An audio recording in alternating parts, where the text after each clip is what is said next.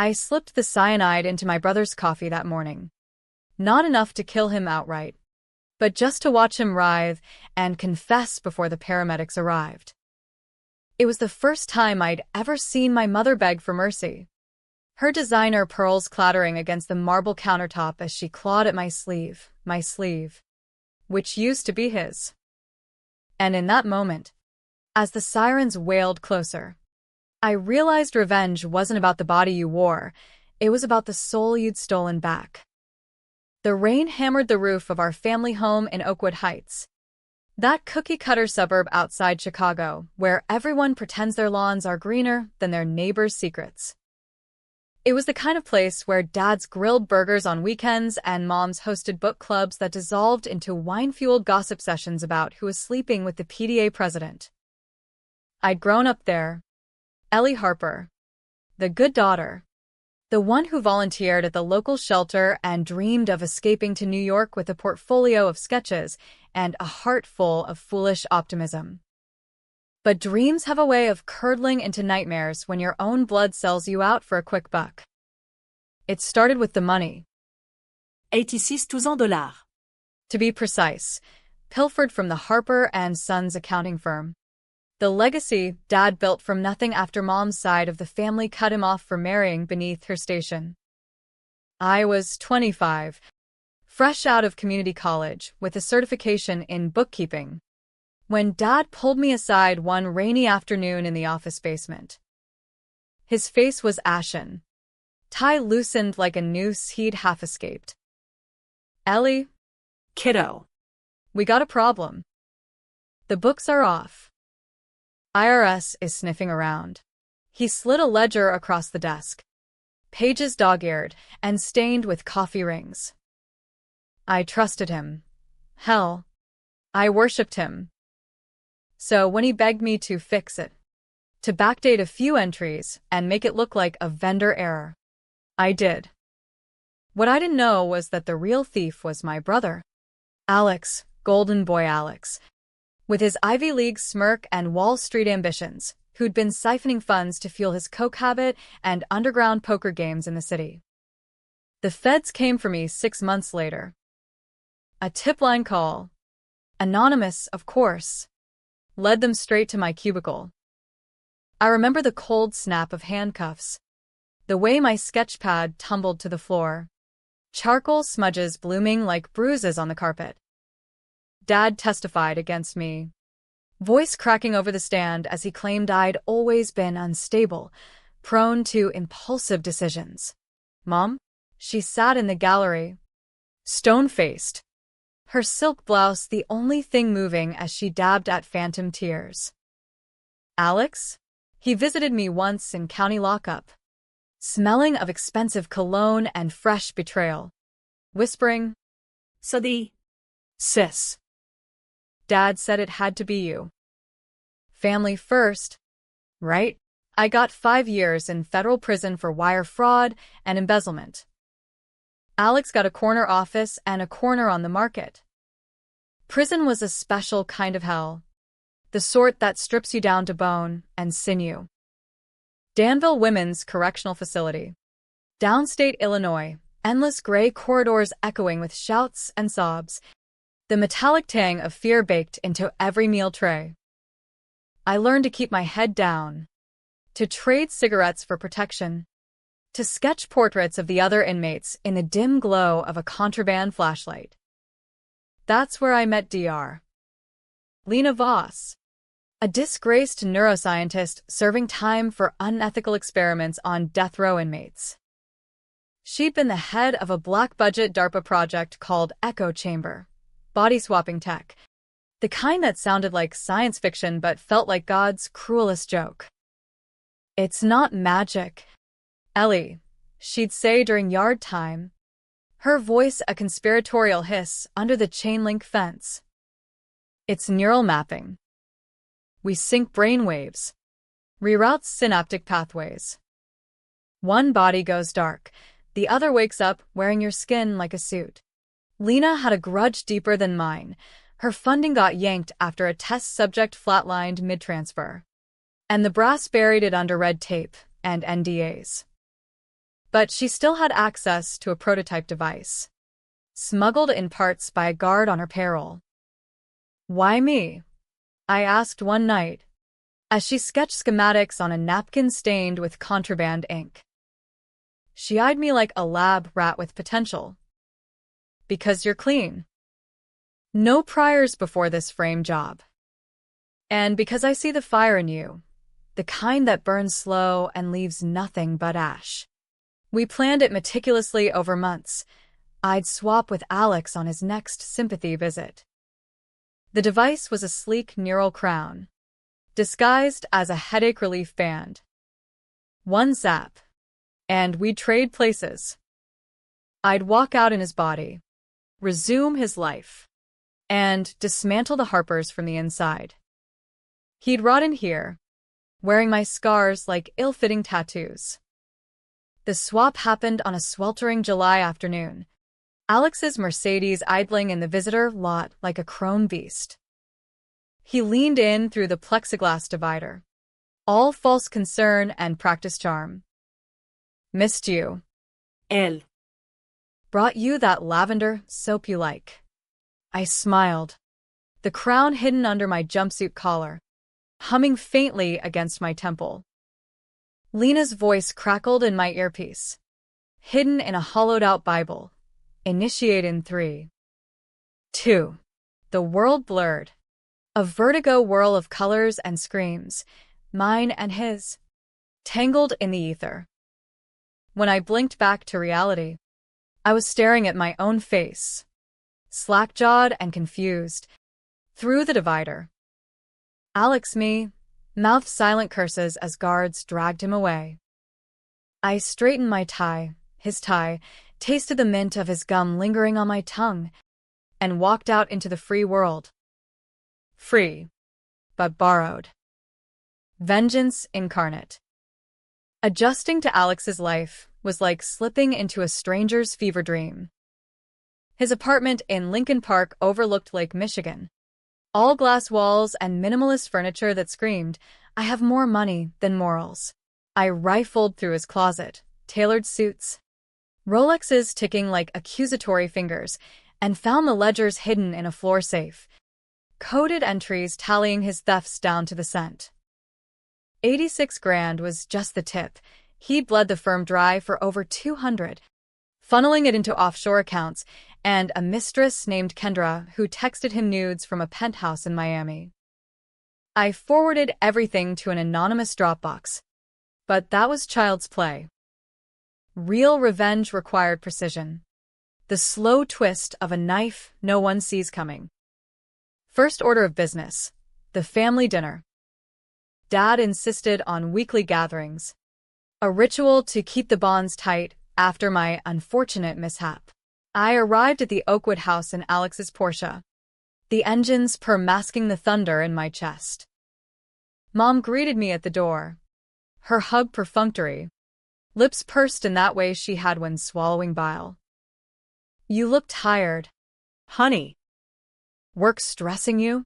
Dad clapped me on the back from the foyer, his grip firm but his eyes darting like always, scanning for cracks in the facade. We settled around the dining table, crystal gleaming under the chandelier, plates of pot roast steaming like unspoken resentments. Halfway through the meal, Dad speared a carrot and fixed me with that paternal stare. "So, Alex, that money I slipped you last month, did it help with the cash flow crunch?" The room went still, forks hovering. I froze, Alex's broader shoulders suddenly feeling like lead weights. "Money? What money?" The words clawed up my throat, unbidden. "What money?" I said, voice steady, but laced with the edge of Ellie's old sarcasm. Mom's fork clattered against her plate, her face draining to the color of curdled milk. Dad's brow furrowed, confusion flickering to suspicion. "The 86K wire transfer, son. From the firm's slush fund." 4. "You know, the thing with Ellie," he trailed off, glancing at Mom. who was now twisting her napkin into knots, knuckles white as bone. The air thickened, heavy with the ghosts of lies we'd all danced around. 86,000, the exact amount I'd gone down for. The phantom sum that had chained me to a cell.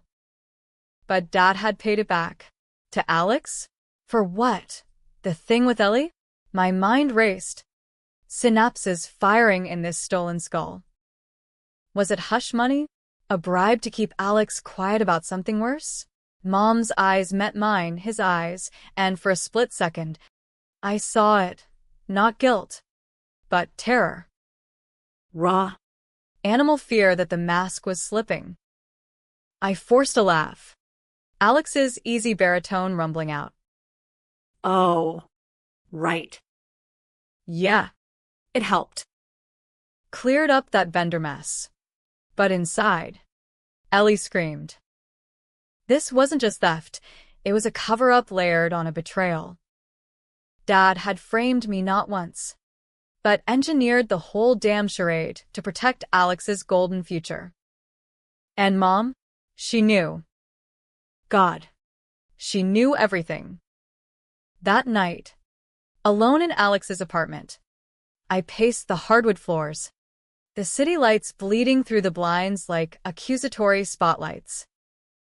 Lena's device had a failsafe, 30 days before the neural links frayed, forcing a reversal unless I triggered a permanent anchor. Time was bleeding out, and so was my restraint. I needed leverage, something to crack the family open like an egg. Digging deeper into Alex's files, I uncovered the secret. The real crime wasn't the embezzlement. It was Mom. 20 years ago, before I was born, she'd had an affair with Dad's partner, a sleazy accountant named Victor Lang who ran a side hustle in insider trading.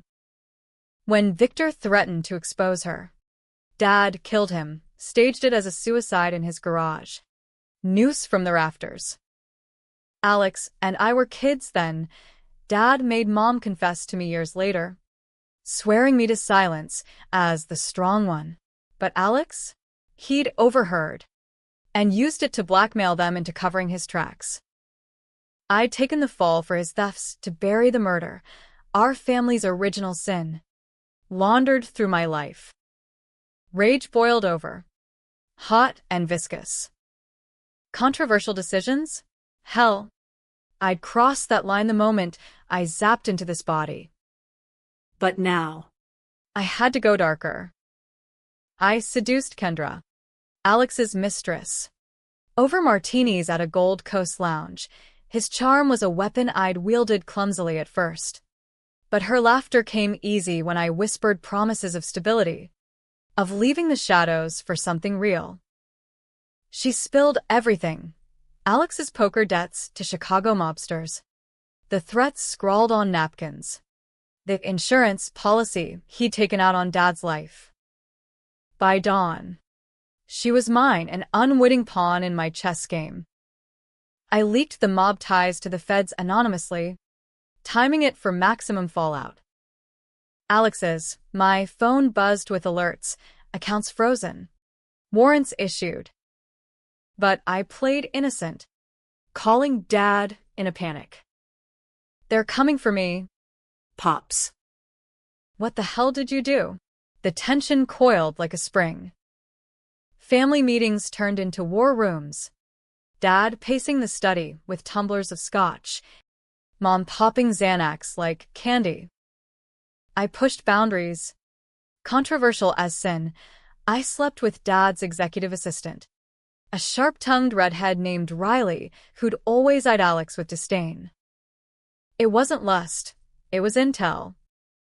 She confirmed the ledgers, the payoffs, and whispered about Mom's episodes, blackouts where she'd mutter Victor's name in her sleep.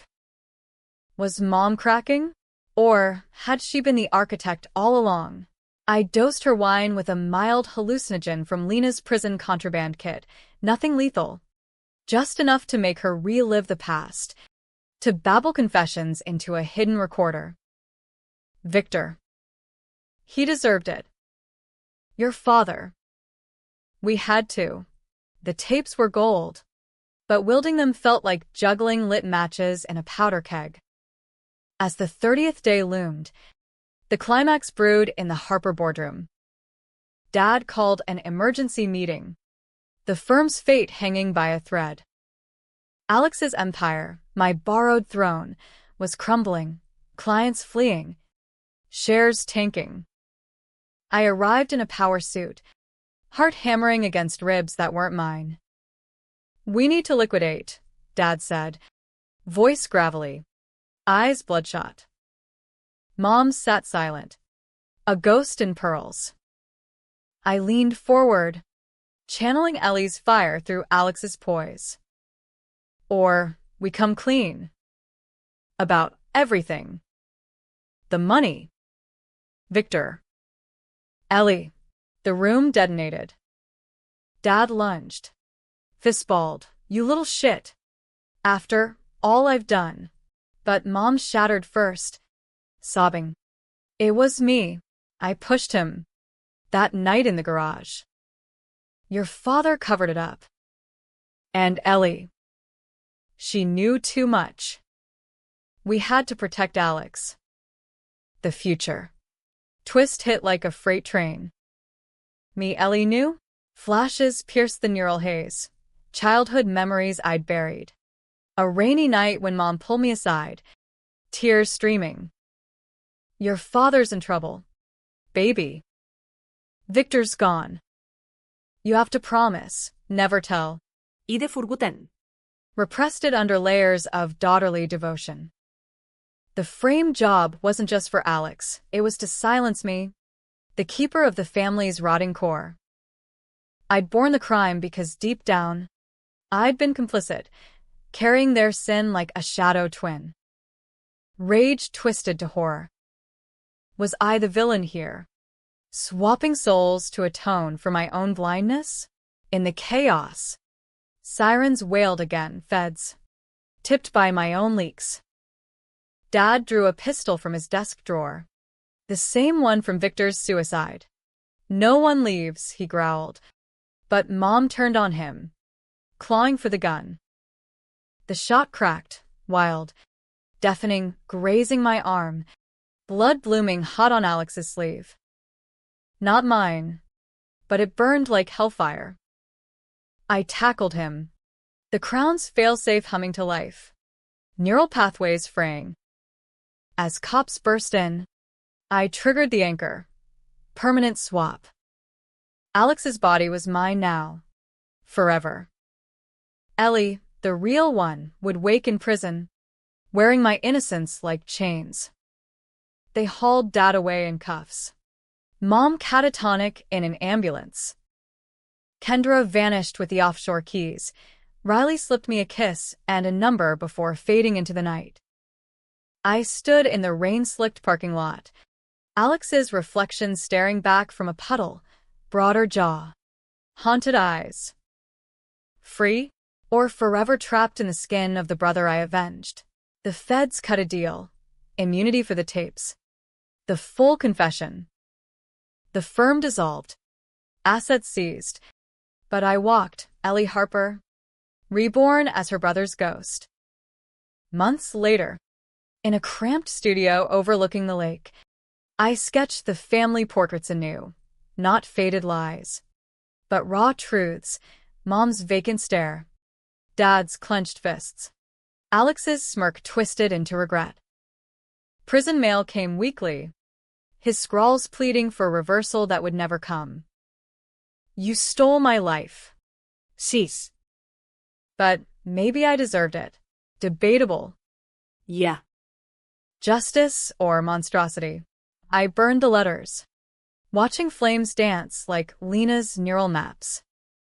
Vengeance tasted like ash, bitter, final. But in the quiet hours, when the city hummed below, I wondered, if I'd stayed Ellie, would the secrets have eaten us alive anyway?